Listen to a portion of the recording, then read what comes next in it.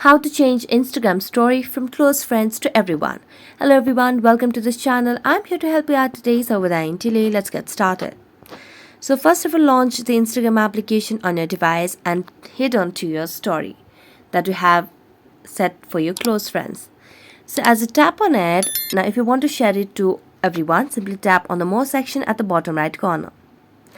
As you do that, here you can see the option of go to story settings, so simply tap on it. As you do that, scroll down and here as you can see there is no option to change the Instagram story from close friends to everyone.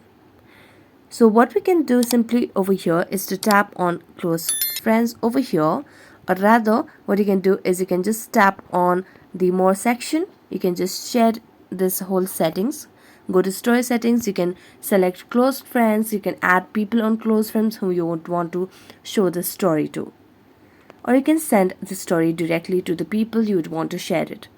But there is no way or no possible feature that has been provided to change Instagram story from close friends to everyone. So that's it. Thank you so much for watching this video. See you next time.